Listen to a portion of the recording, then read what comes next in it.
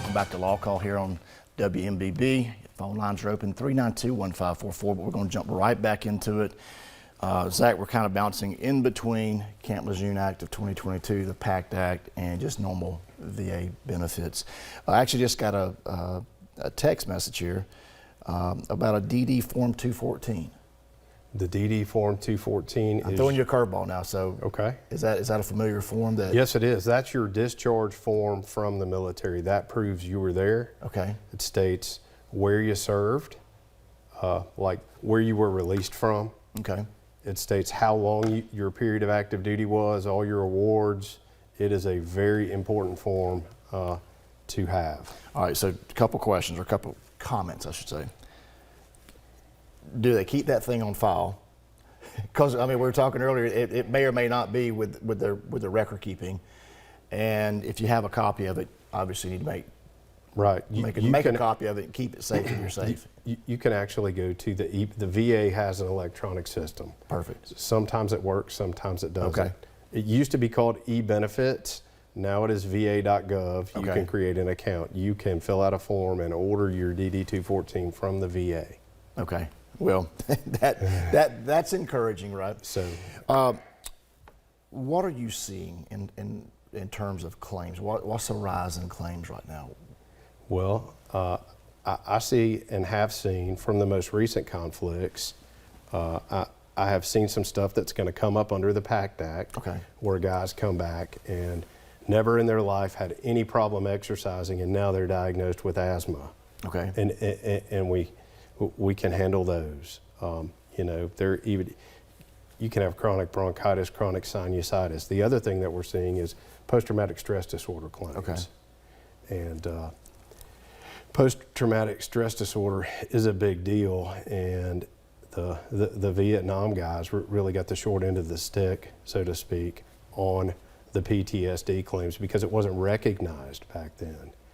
But now, you fill out the claim, there's a specific claim form, you list your symptoms, and they get you an exam pretty quickly, and those claims seem to come through pretty quickly. Okay. And PTSD can be devastating to folks, and that's what leads us into, I've got a lower rating, but I'm not employable. So you go in and you fill out the total disability, individual unemployability, and ask the VA, even though I don't qualify, can you rate me at 100%?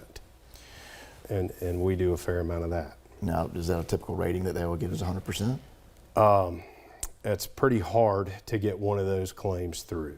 Okay. The VA doesn't like to do it. It's probably going to take several appeals before you get what you need there. Well, you've mentioned that a few times, the length it takes of jumping through the red tape, getting through the process. What is a typical length of a process for someone to originally apply for their benefits until they receive their benefits?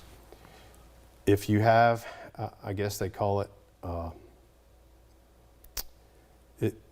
you would fill out what's called a DD.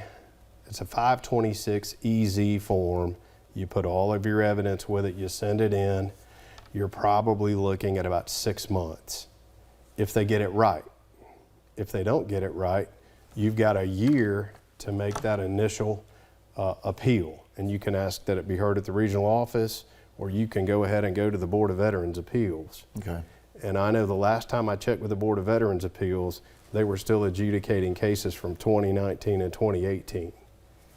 Okay. So you 3, 4. You get in line. Yeah. And there's, if you have a terminal condition or you don't have housing, you can ask to be advanced on their docket, and you can get it done quicker. And I've had that situation happen, and we got it done in 6 weeks. Okay. Is there a time that you can file between getting discharged from the military? Is there a window, or is it just wide open until you pass away? It's pretty much wide open until you pass away. So if you get out of the military, say at 30, and you have a symptom at 60, you can file for your VA disability benefits. Right. Okay. So it's not like a statute of limitations like the Camp Lejeune Act only is a 2-year period. And if you don't file within this 2-year period, well, then you lose your rights forever to file your claim. Just standard VA benefits, there's no expiration. No, there's not an expiration. An example would be a Vietnam veteran. He gets out, he thinks he's perfectly healthy, and 20 years later, he's diagnosed with diabetes. Okay. Well, he can make a claim right away, and he will be service connected for his diabetes because he was in Vietnam and it's on the list of presumptive service connection. Okay.